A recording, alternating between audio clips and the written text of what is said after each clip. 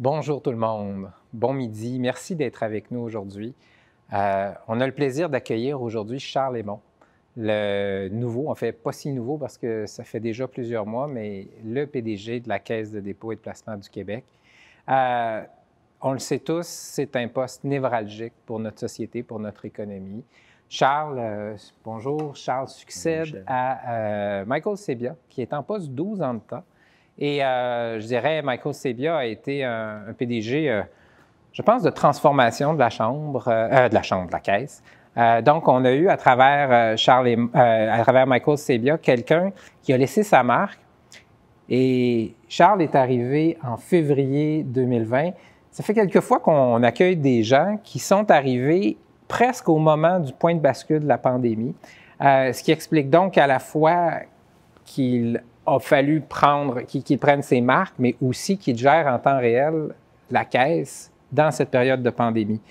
Je rappelle, et ce serait important, dans la période de discussion, la Caisse, on le sait tous, a un double mandat, hein, n'est-ce pas? C'est d'assurer le rendement de notre bas de laine des Québécois et aussi un mandat d'appuyer le développement économique du Québec, d'appuyer nos entreprises.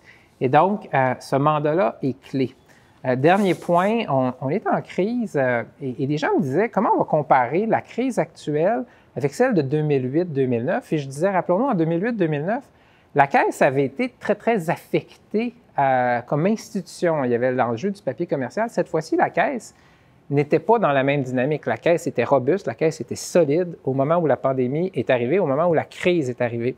Donc, on peut compter sur une institution qui est très solide dans ces périodes de troubles.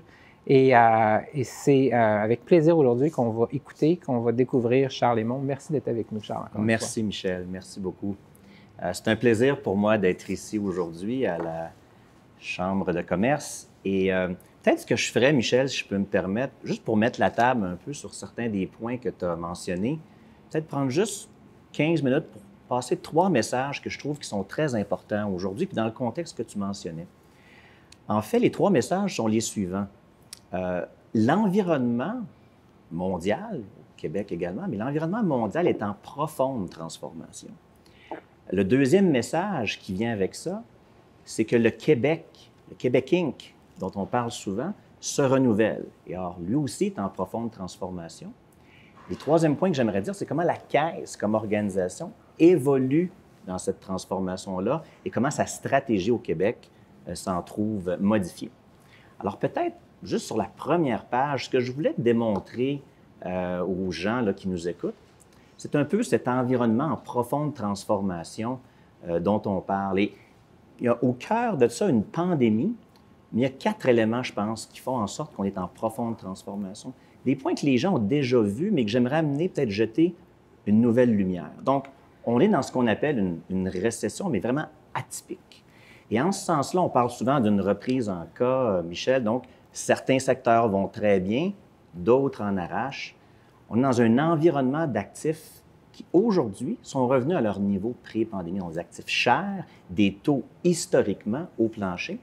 Et le point que je veux mentionner ici, parce que chacun de ces éléments-là sont reliés entre eux, c'est qu'on a une perte d'emploi qui est assez concentrée, en fait. Donc, je donne une statistique. Au Canada, depuis la pandémie, 3 millions d'emplois ont été perdus.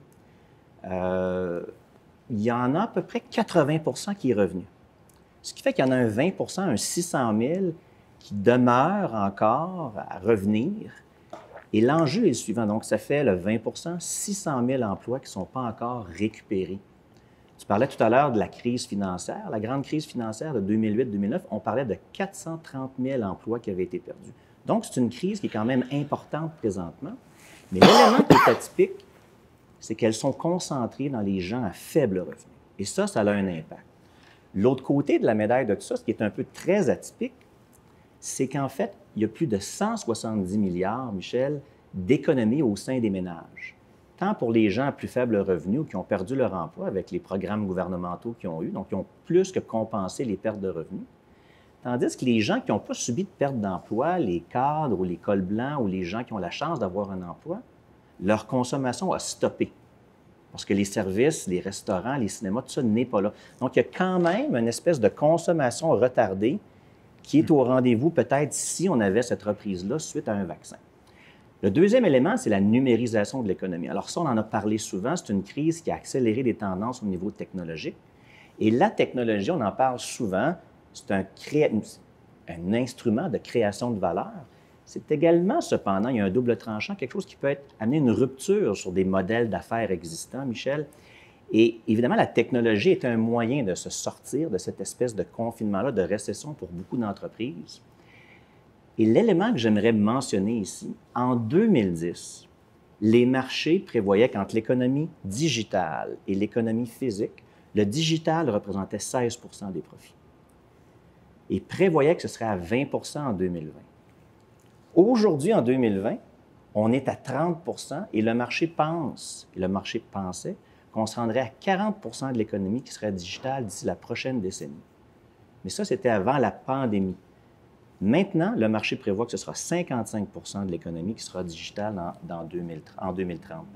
Alors, ça montre à quel point le marché réalise qu'il y a une accélération de cette économie-là qui se numérise. Si je fais le lien avec tout ça, la technologie est également un élément qui peut, je dirais, être un concentrateur de richesse. Et j'arrive à ce moment-là à un troisième point important, l'ESG, tous les enjeux environnementaux, sociaux, de gouvernance. Eh bien, ce qu'on a vu dans cette pandémie-là, c'est le S qui devient à l'avant-scène, tous les éléments sociaux, les enjeux d'inégalité sociale. Et on le voit, on parle beaucoup de ce phénomène-là, mais pour donner une idée, Michel, de l'ampleur de ce phénomène-là qui est là pour rester, tout l'influx de capitaux dans les fonds ESG, en 2018, on parlait de 5 milliards. En 2019, on parle de 22 milliards. Et cette année, après 9 mois, on parle de 30 milliards. Donc, si les capitaux suivent, il est clair que ce phénomène est là pour rester. Et évidemment, le S prend vraiment de l'importance de plus en plus. L'environnemental demeure, mais le S a vraiment pris sa place. Et ce que ça nous amène comme quatrième facteur hors norme, c'est toute la polarisation géopolitique. Je ne vous lirai pas les journaux, les gens sont au courant, mais en gros, on passe peut-être depuis quelques années, surtout avec l'administration Trump, on a espoir avec l'administration Biden que les choses changent, mais on est passé plus d'un G7 à un G0. Alors, le multilatéralisme en a pris un coup. Le US, les États-Unis et la Chine, on en parle régulièrement, une espèce de monde qui se sépare en deux. Et je dirais, surtout au niveau technologique, que cette guerre-là, un peu, se manifeste le plus clairement. Et on parlait d'une économie qui se numérise. C'est vraiment sur ce champ de bataille-là qu'on voit qu'il y a une confrontation parfois assez importante. Et le troisième point là-dedans, c'est l'intervention accrue des gouvernements. Alors, avec les inégalités sociales dont on parlait plus tôt, qu'est-ce qui arrive? Les gouvernements doivent compenser. On a les déficits qu'on voit records actuellement.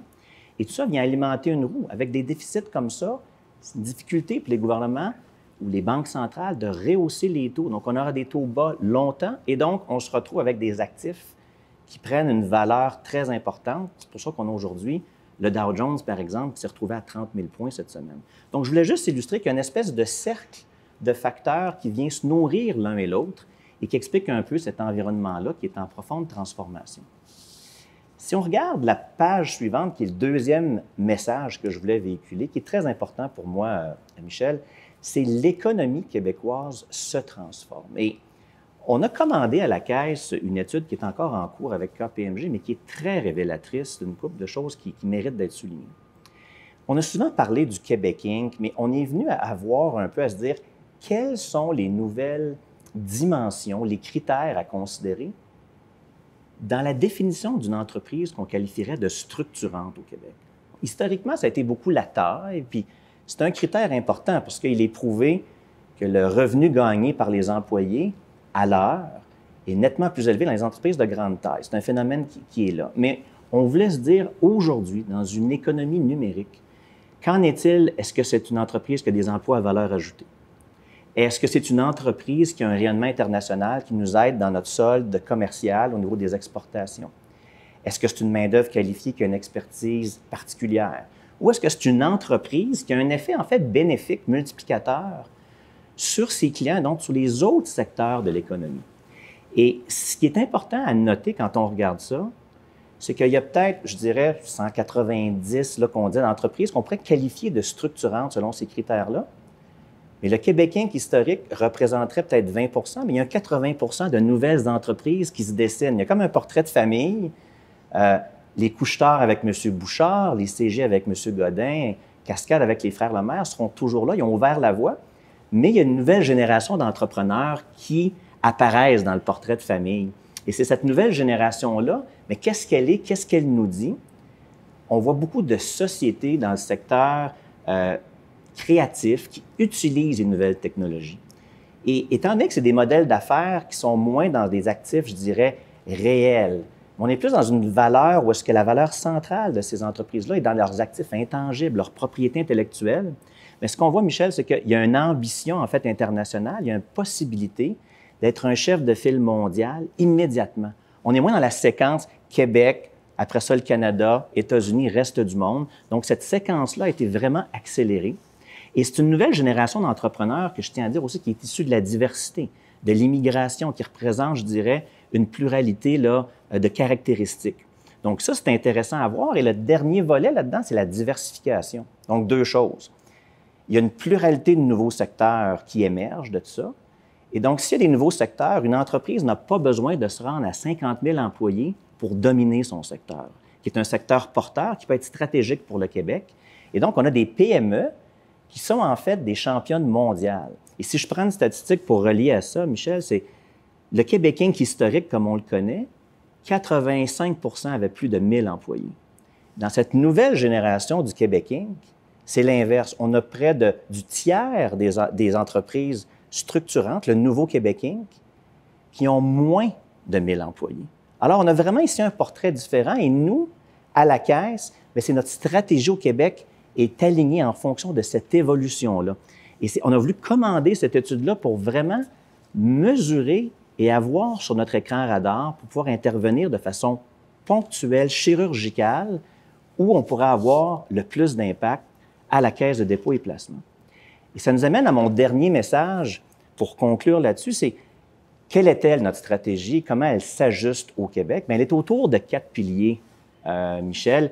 Et le premier serait au niveau des entreprises de croissance, aider, accélérer le développement de nos champions.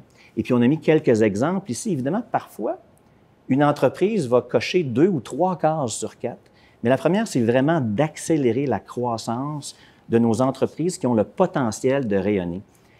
Le deuxième, c'est la mondialisation. Et ça, c'est très important parce qu'il y a un rayonnement qui vient avec ça. Ça vient ancrer des sièges sociaux, ça assure une pérennité. En fait, je dis toujours, c'est exporter le Québec et générer, importer les rendements ici. Et c'est bon aussi pour notre solde commercial. On le sait, le Québec, c'est un petit marché, veut pas à l'échelle mondiale. On se doit d'être une société exportatrice. Et depuis 2005, on a un solde commercial négatif, ça s'améliore, mais il y a encore du chemin à faire. Et dans ce sens-là, cette initiative-là va être porteur. La troisième, c'est dans le sens de ce que je mentionnais, Michel, le bond technologique. Donc, on ne peut plus l'éviter.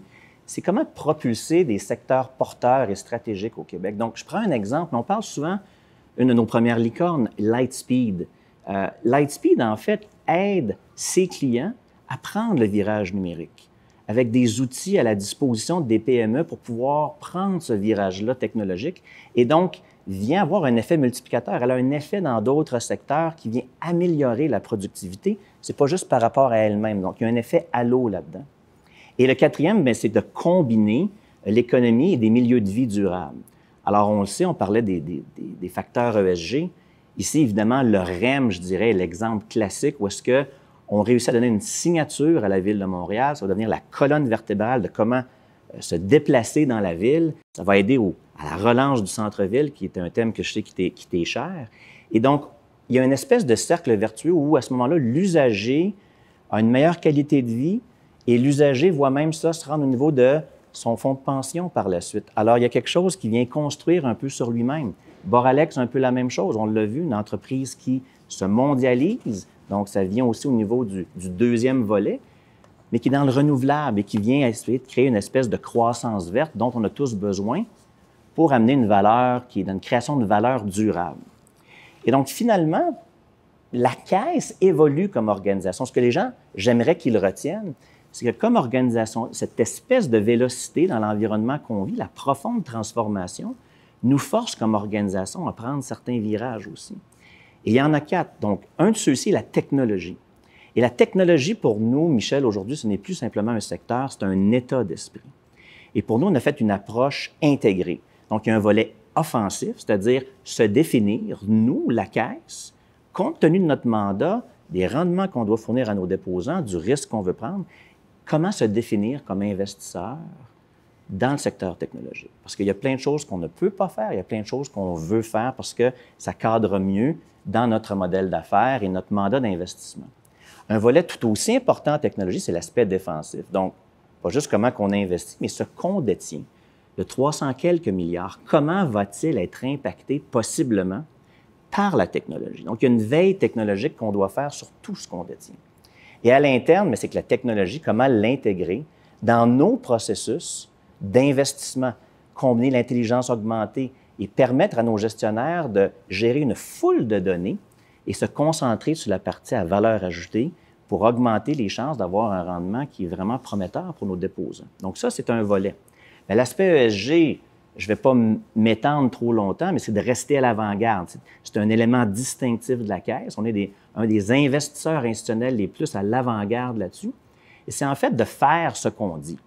Il y a beaucoup de gens qui parlent là-dessus, mais la Caisse, depuis 2017, a une politique de changement climatique qui, lorsque j'en parle à travers le monde, c'est même lié à notre rémunération. Et ça, je ne pense pas qu'il y a d'autres investisseurs institutionnels au monde qui sont allés aussi loin que nous là-dessus. Et c'est un effet, je dirais, mobilisant au sein de l'organisation. Et quand j'en parle aux Nations unies ou à des chefs de gouvernement, ils n'en reviennent tout simplement pas. Et ça, c'est quelque chose que je suis très fier. Puis on ne fait pas ça, le ESG, Michel, pour la charité ou se donner une belle image. C'est qu'en fait, on croit réellement que ça rentre dans la capacité de pouvoir générer des rendements durables dans le temps, à long terme, pour nos déposants. Un petit point que je veux mentionner, le troisième volet qui évolue chez nous, c'est que la façon de faire de l'argent au sein de nos investissements va évoluer. Donc, je reviens, des actifs chers, il va être difficile de les revendre plus chers. Et les taux sont bas, ils ne pourront pas aller vraiment plus bas. Donc, le rendement dans nos investissements, Michel, va venir de l'amélioration des opérations de ces entreprises-là. Donc, qu'est-ce que ça veut dire? C'est qu'à la Caisse, on a plein de financiers, mais il faudra avoir aussi des opérateurs, des partenaires opérationnels qui ont déjà géré des entreprises puis qui accompagnent nos sociétés en portefeuille dans leur plan d'affaires sur le capital humain, sur le volet technologique, sur le plan manufacturier. Parce qu'en fait, le playbook de comment faire des rendements a changé. Et ça, je pense que c'est très aligné avec une vision à long terme puis du capital constructif. Puis finalement, c'est notre plateforme mondiale. Pourquoi? Parce qu'on est dans un monde très compétitif. Juste avoir du capital, c'est pas assez. Et dans le fond, la Caisse a pris une expansion importante depuis 5 ans. On a ouvert des bureaux, on a fait des transactions, on a engagé des gens.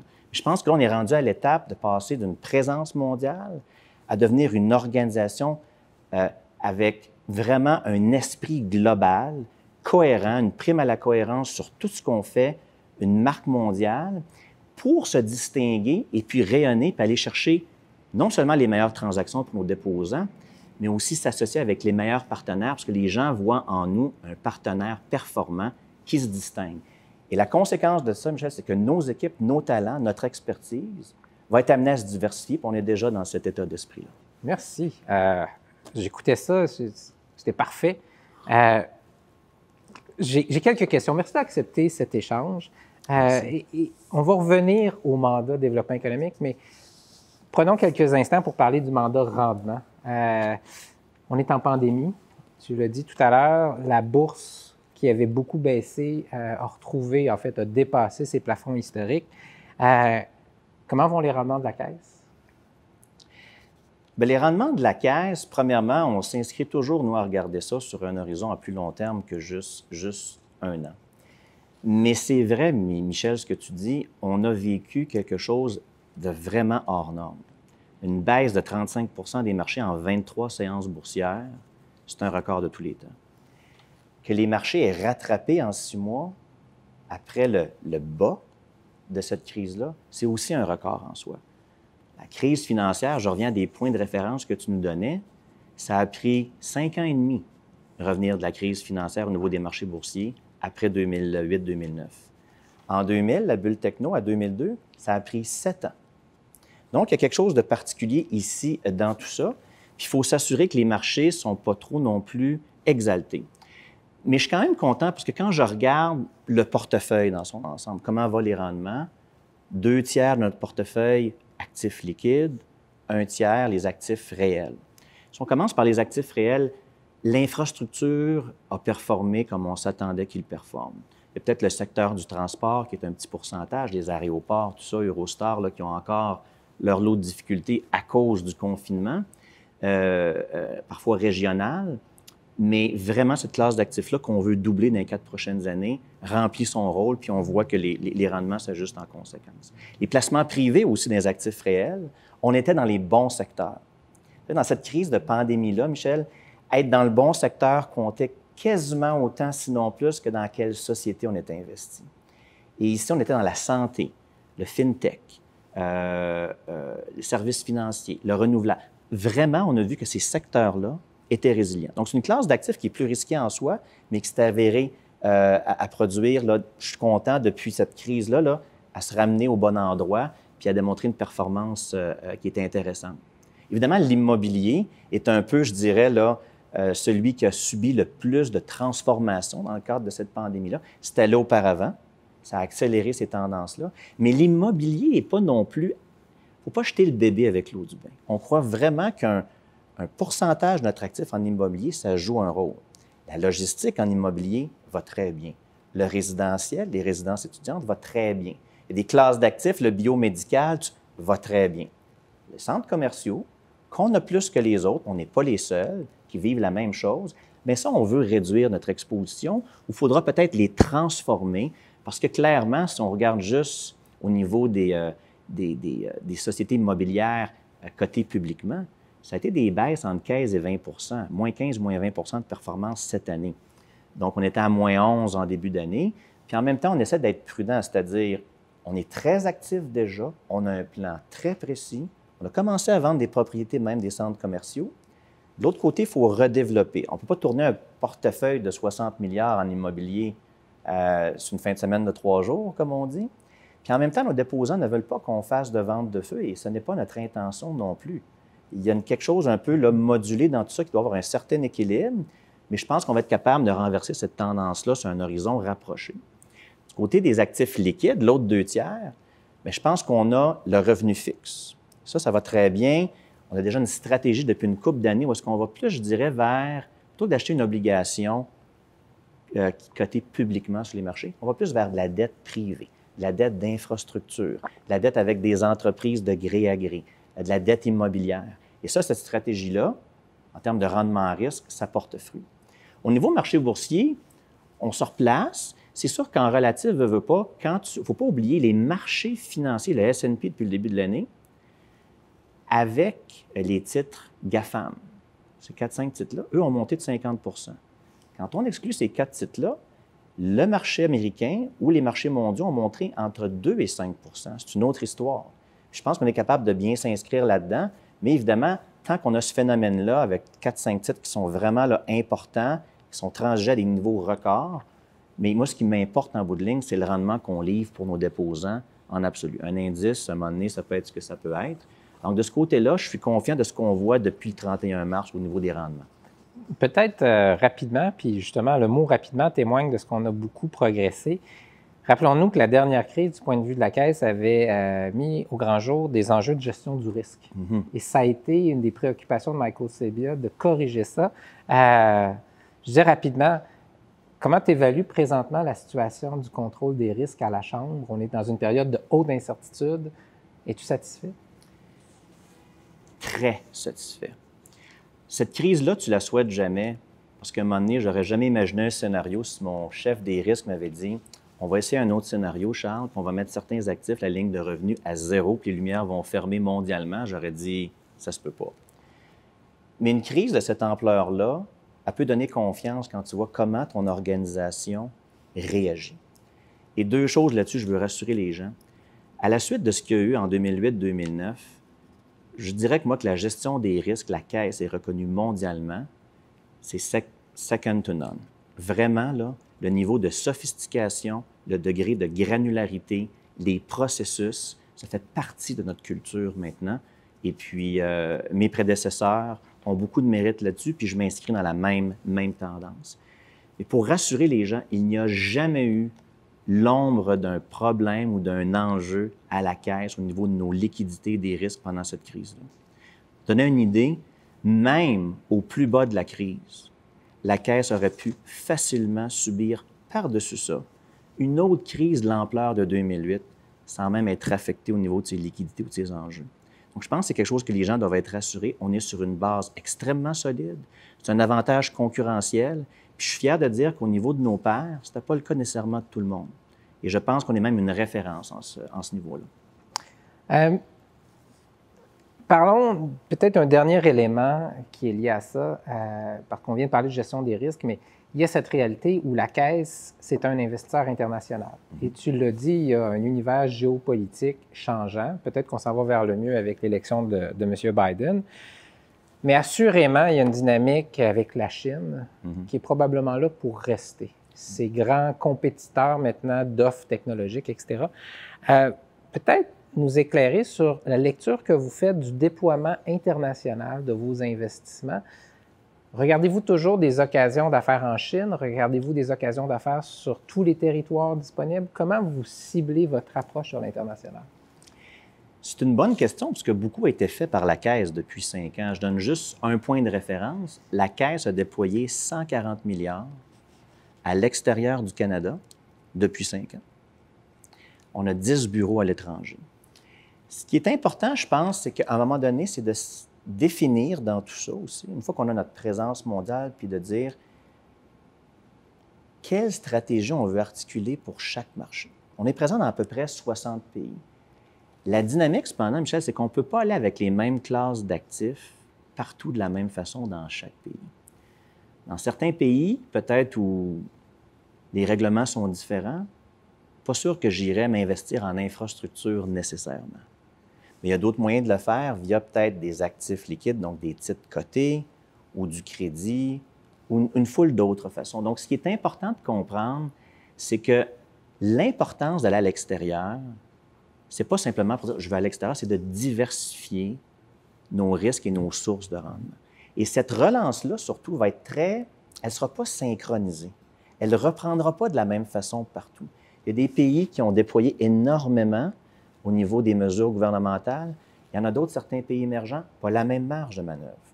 Puis tu parlais de la Chine. Si on regarde la Chine aujourd'hui, c'est probablement, d'un point de vue économique, évidemment, ce qui est le plus proche de la normalité en termes d'investissement. Ils ont des taux plus élevés, positifs. Ils ont une devise avec laquelle ils peuvent jouer. Au niveau des milieux d'affaires, des entreprises, elles ont toutes repris leur niveau d'activité pré-COVID. Donc, c'est important de voir à pouvoir mettre ses pions un peu partout sur l'échiquier. Puis ça, c'est dans le but de générer des rendements. Et ça ne va pas en contradiction de pouvoir continuer au Québec à hausser nos investissements qui ont cru de 150 % pendant cette période-là. Puis les deux s'avancent de front très, très bien. On va parler d'un sujet sensible. On vient de parler d'investissement, des stratégies internationales, la nécessité de se diversifier, de trouver des bons véhicules de placement. Alors, prenons l'hypothèse que la Caisse investit dans une entreprise internationale. On pourrait l'appeler Allied, par exemple. Prenons d'un autre côté un champion d'ici qui a une stratégie de croissance. Je ne veux pas qu'on parle de ce sujet spécifique. Je l'ai nommé parce que tout le monde sait bien de quoi on parle, mais plus du cas de figure. C'est-à-dire cette dynamique où la Caisse investit, et on pourrait penser à des SAP, des IBM, puis des CGI d'ici.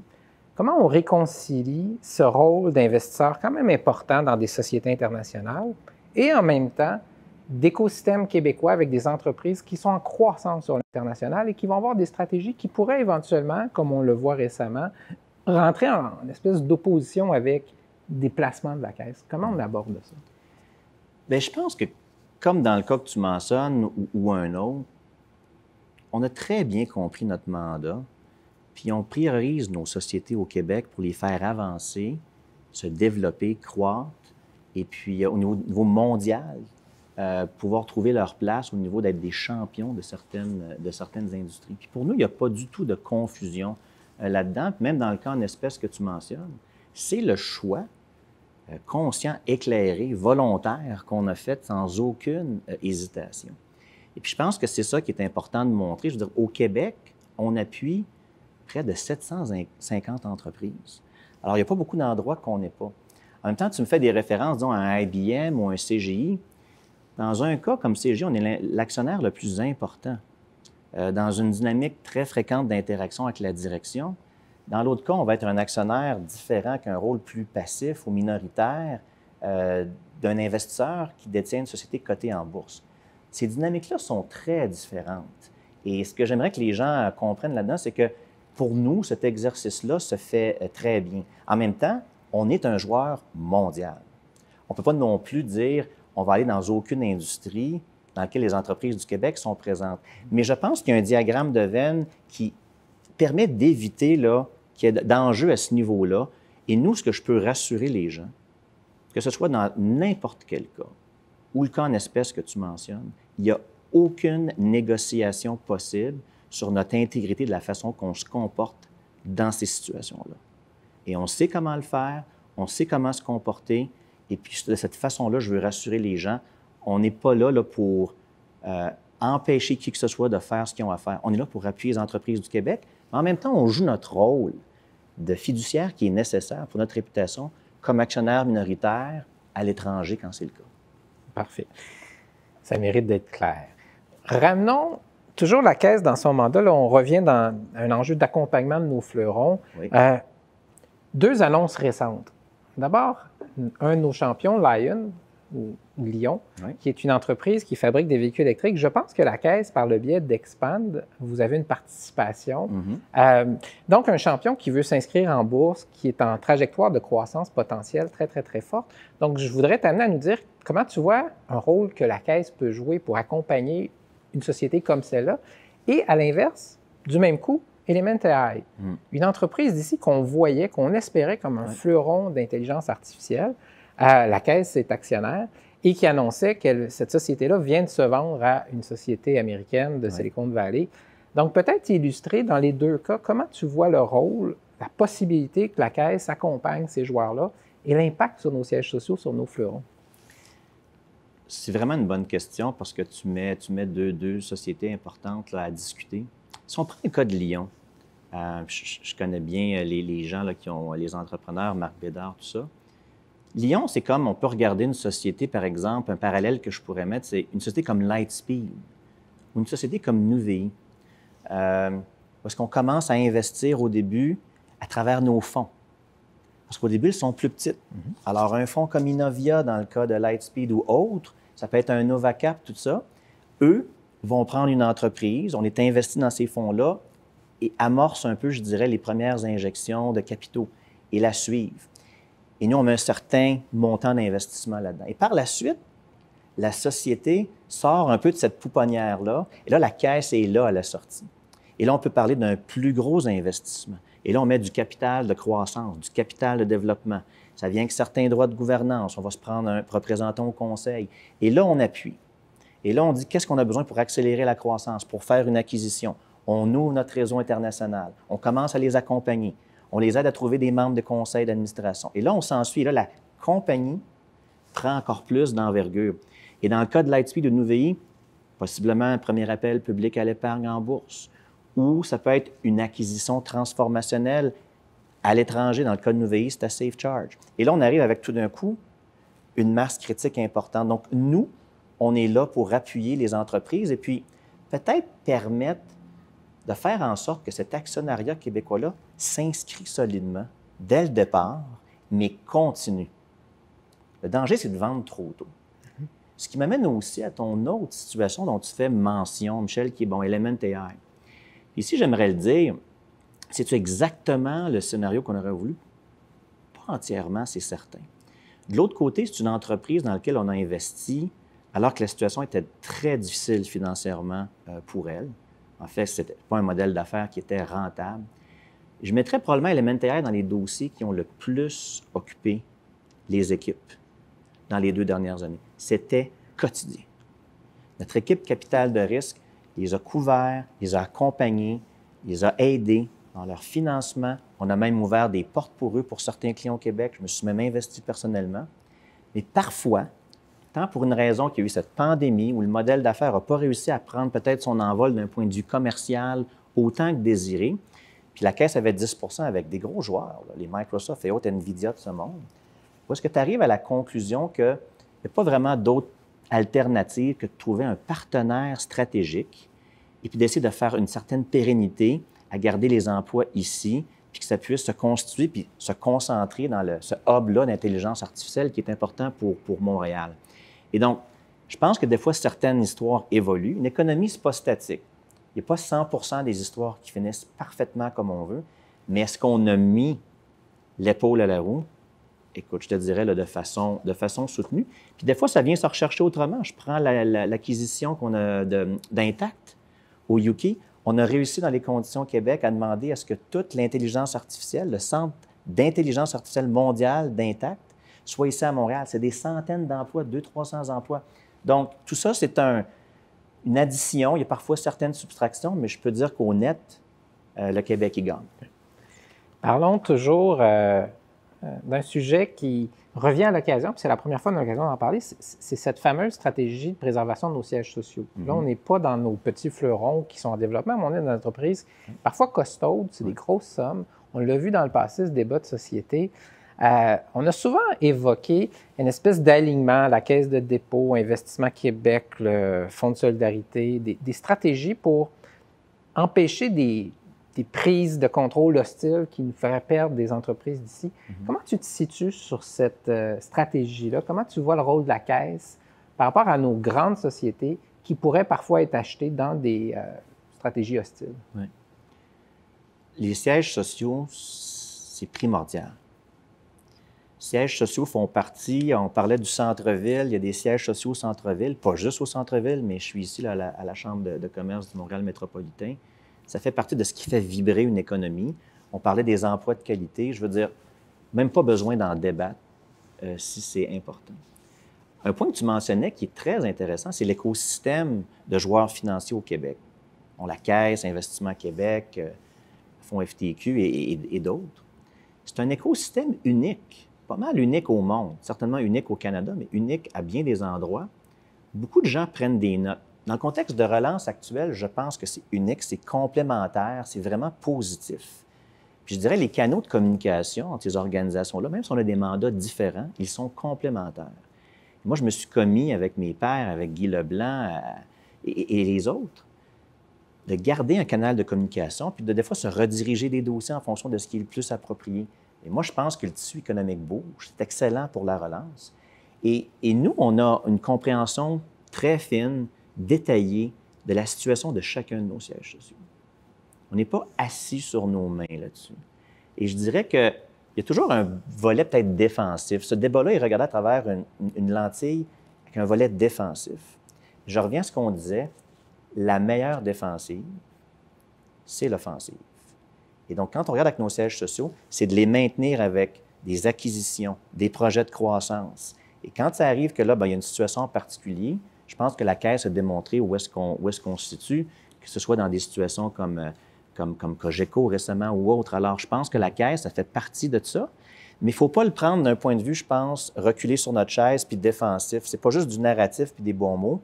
Ça s'inscrit dans l'action tous les jours pour que les entreprises, si tu as un bon prix d'action, un bon cours d'action, si tu crées de la valeur, tu es protégé déjà en partant. C'est ça. On va parler centre-ville. Oui. La Caisse, le très bel édifice Jacques Parizeau juste de l'autre côté, Reine-Élisabeth, Place Ville-Marie, la Maison Manuvie. Oui. La Caisse, à travers sa filiale Ivanhoé, est très active et définit le centre-ville de Montréal. Oui. Et en cette période de pandémie, on entend beaucoup de doutes sur les centres-villes. Comment tu vois le rôle de la Caisse et comment tu vois l'intérêt pour des actifs centre-ville, que ce soit ici à Montréal, mais peut-être aussi dans d'autres centres-villes? Comment tu analyses la situation? C'est sûr que le centre-ville, l'économie d'un pays est très reliée, veut pas, au bien-être économique des grandes villes, de ces grandes villes, puis du centre-ville. Il n'y a pas que ça, mais c'est un élément important. La Caisse comprend son rôle par rapport à l'impulsion puis l'énergie qu'on peut donner au centre-ville. On ne prétend pas qu'il y a juste nous. Il y a une co-responsabilité, il y a une foule d'acteurs. D'ailleurs, tu prends le leadership de tout un comité de relance là-dessus, Michel, avec des gens chez nous. Donc, je ne veux pas dire aux gens c'est que la Caisse de dépôt. Mais c'est aussi dans notre intérêt. Puis je vais commencer avec ça. On a à peu près 125 locataires au centre-ville. On a 3 milliards en actifs, peut-être 2 tiers au niveau bureau, l'autre tiers, centres commerciaux, hôtels, tout ça. Et je pense qu'on le démontre avec toute l'initiative Nouveau Centre. Donc, tout le volet McGill College, l'esplanade de la place Ville-Marie, la Reine-Élisabeth, la tour Manuvie, tout ça. Je pense qu'on a démontré qu'on est prêt à mettre les investissements pour qu'en fait, ces actifs-là répondent à un besoin de l'usager. Au niveau de l'immobilier, il y a une espèce de transition qui se fait. C'est plus juste build and they will come. Puis Nathalie Paladichev, qui est en charge de notre division immobilière, en a parlé. Il faut en fait qu'il y ait une valeur ajoutée pour que les gens disent « Mais pourquoi je partirais de chez nous? Pourquoi je veux m'en venir travailler dans ce bureau-là? » Puis ça va dans une foule de choses. Y a-t-il un service de conciergerie? Est-ce que c'est un building avec des qualités environnementales? Même au niveau des normes d'hygiène, ça va être appelé à changer. Est-ce qu'il y a une offre alimentaire renouvelée plus moderne? Est-ce que ça donne accès à des choses au centre-ville? Est-ce que ça peut me livrer mes repas? Il y a foule de services. C'est quoi l'innovation technologique dans ce building-là? Jusqu'alors, qu'est-ce qu'il m'évoque? Qu'est-ce qu'il représente? Et je pense que c'est très important. Puis moi, j'y crois parce que quand on regarde actuellement, Michel, dans nos édifices AAA de grande qualité, nous signons en pleine pandémie des baux à long terme avec des locataires d'envergure. Juste hier, SAP au 5 PVM, on a signé pour plusieurs années, au-delà d'une décennie. On parle de baux de 10-15 ans. Denton, Oliver Wyman à Place Ville-Marie, BHVox au niveau de la tour Manuvie. Donc, les gens voient la valeur du centre-ville. Est-ce que les bureaux vont changer de vocation? Probablement. Mais les gens ont besoin d'un lieu de création, un lieu de rassemblement. Puis ils ont aussi besoin de pouvoir se rendre au centre-ville, pas en 45 minutes, 1 heure. La jeune génération n'acceptera pas ça. C'est pour ça que le REM, quand ça va être créé, Rive-Sud, centre-ville, 16 minutes, puis si on a une belle qualité d'offre de service, je pense que les gens vont continuer à voir le centre-ville comme une destination qui apporte quelque chose. Je suis très heureux. Je vais profiter de ce que tu viens de dire pour lancer un message à tout le monde qui signe des baux importants au centre-ville. Faites-le savoir, parce que ça prend un contre-message. Oui. Moi, je suis convaincu que le centre-ville va garder sa fonction. On verra comment ça évolue. Mais je pense que c'est un message puissant que tu viens de rappeler à tout le monde. Tu viens de parler du REM.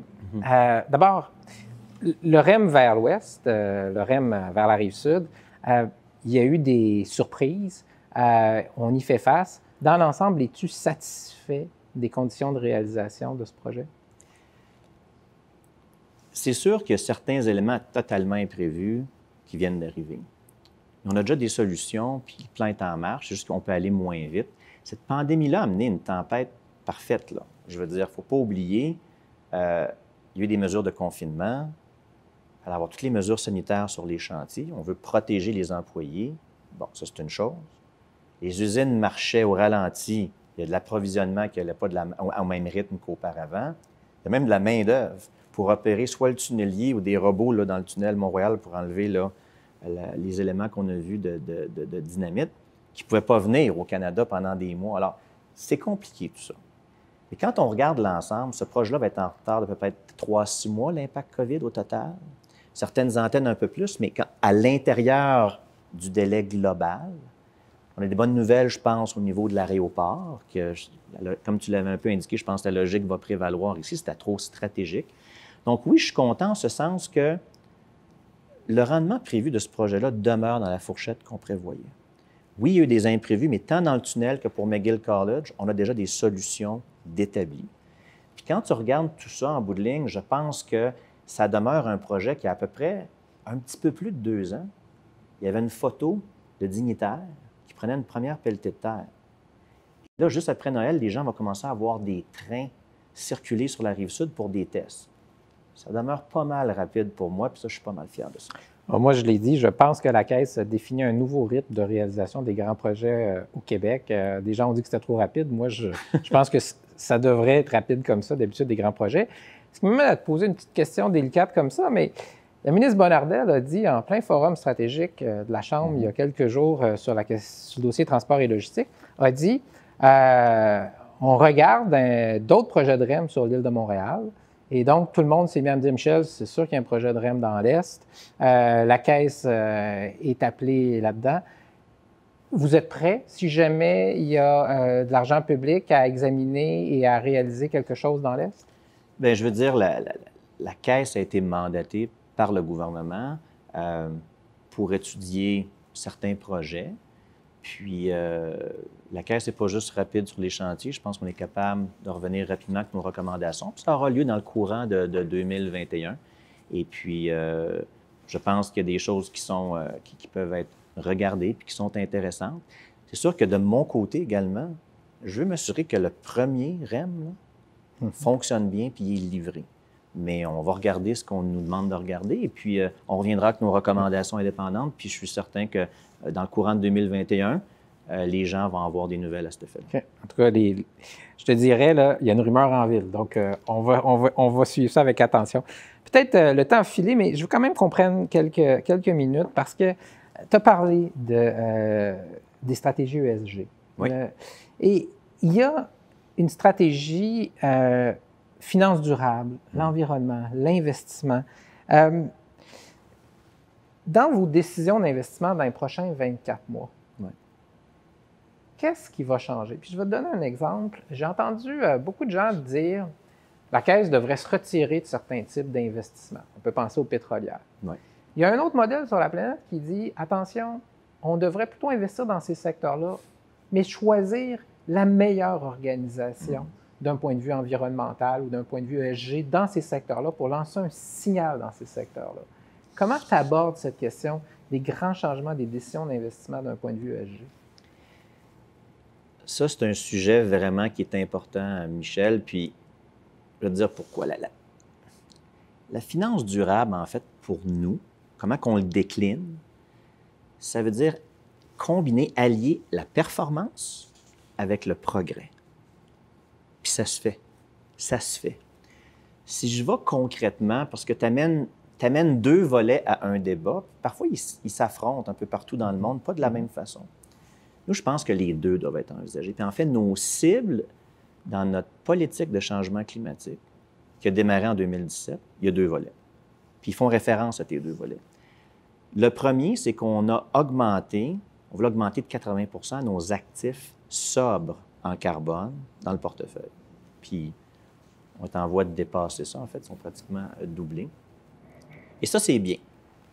Ça, c'est d'avoir des actifs sobres en carbone, non polluants, qui font la bonne chose. De l'autre côté, il y a un autre volet qu'il faut avoir, parce qu'en fait, rendre le portefeuille vert fluorescent, c'est très simple. C'est pas si compliqué. Mais on pourrait avoir un portefeuille vert fluorescent, mais les Québécois sont dans un monde toujours avec les mêmes enjeux environnementaux, toujours aussi pollués, par exemple. L'autre volet de notre politique changement climatique, c'est l'intensité carbone. Donc, chaque dollar qu'on investit, que ce soit un investissement de 5 millions ou de 4 milliards, on mesure, on quantifie l'intensité carbone qui vit. Et on voulait réduire cette intensité carbone-là de façon importante, 25 d'ici 2025, et on est déjà en avance par rapport à ça. On l'a déjà baissé de 20 Donc, chaque dollar qu'on investit aujourd'hui, par rapport à 2017, il émet 20 de moins en gaz à effet de serre. Mais pourquoi je mentionne ça? Ce que ça veut dire, c'est qu'on peut être des fois investi dans un secteur, pas comme le renouvelable, un peu plus polluant, normal, pas. Mais ce qu'on fait en faisant ça, c'est qu'on se doit d'investir, puis on accompagne ces sociétés-là, souvent les meilleures de classe, comme tu dis, puis on les aide à baisser leurs émissions puis leurs gaz à effet de serre. Donc, ce deuxième volet-là permet d'assurer la transition de l'économie réelle.